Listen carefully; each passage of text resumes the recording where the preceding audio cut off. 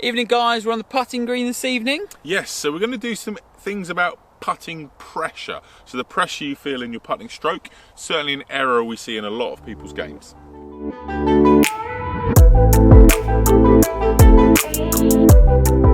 Okay, so the first thing we're going to speak about is the forward press. So I'm going to go behind the camera, have a little chat through, because this is something that you do. Yeah, definitely. So the reason for what we're talking about tonight is that when you get set up to a putt and you're bent forwards, there's obviously going to be pressure going downwards, isn't there? And then what you're asking your body and your pressure to do is go from down to across.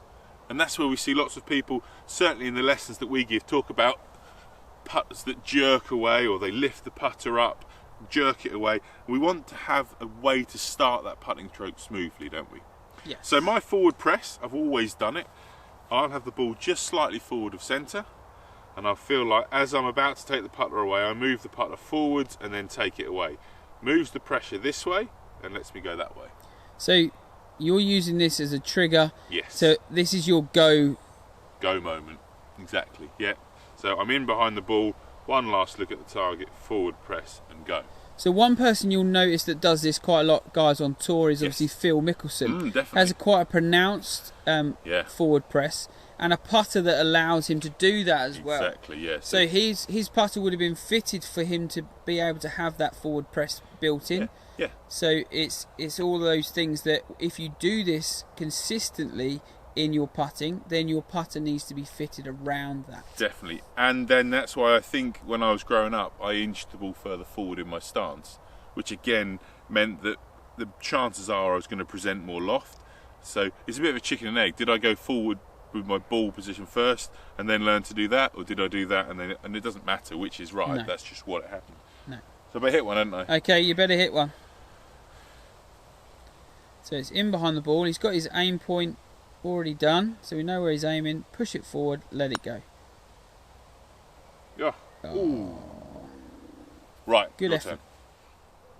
Okay, so the second thing we're going to look at tonight is hovering the putter. So you've seen people hover drivers and bits and pieces.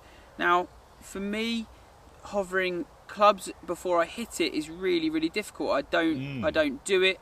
Some people do, don't they? Yeah, some people do it. I find it really, really puts me off. It makes, I know it's meant to alleviate pressure. Over a driver, it makes me feel like I've just got to hold it and grip it tighter. But it is something that going into some putts, you'll see a lot of high-profile, great putters do.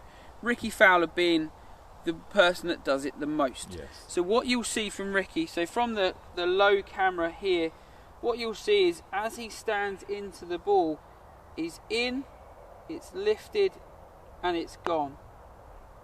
Takes that pressure out. Yes.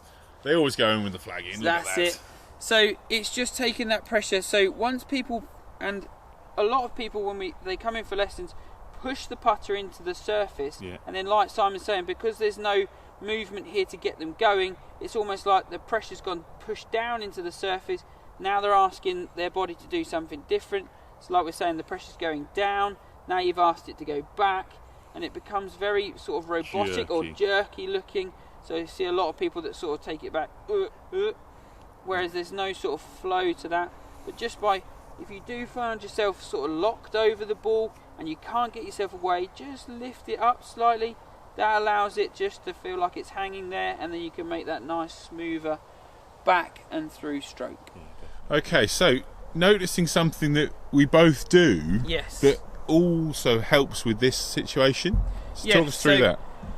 We've both got this thing where we bounce the putter head. Now you do it at a slightly different time to me. So my routine is I put the club in, I'll try and aim it down there, I'll get myself set with my alignment, then I pick the putter up and I bounce it back towards myself. Now what I'm trying to do here is actually get my hands feeling like they're settled on the putter, but now all the way in I'm bouncing that on the toe, and then it's gone from there. It's gone. Slight forward press maybe? Very minimal, isn't it? Yeah, it is. And again, it's for you, it's probably that movement of just feeling like this is moving to get me to go. Yeah. I know that in other sports I play, for my cricket for example, I'll be batting here, and as soon as the bowler's ready, like I go, I'm in there. So I know that trigger movement is just now to try and get me moving. So there's no difference. You'll see it done in lots of sports. Yeah. It's an activation thing, isn't it? But again, just try bouncing the putter, just little taps on the ground. Some of the greatest putters of all time have done this. Yeah, definitely. And it's feeling those bounces just as a way of just alleviating all that pressure. Like Simon was saying, it's that when people push that pressure down or lock the hands round the grip too tight, then all of a sudden everything gets a bit jerky, gets a bit robotic, and gets harder and harder for you to hold the putts that matter. Exactly. So try it, guys. Try it out on the putting green, take it to the course. Let us know in the comments section below if you've tried it. If you've got another drill that we can add to this and do another video on, help everybody out. Be better putters, hold more putts, and let's enjoy the game together more. So guys, thanks a lot for joining us down here at the channel at PGA Life 365. If you'd like to hit subscribe, hit the bell icon, do all that lovely stuff that YouTube loves, and we'll see you down here on the channel again soon.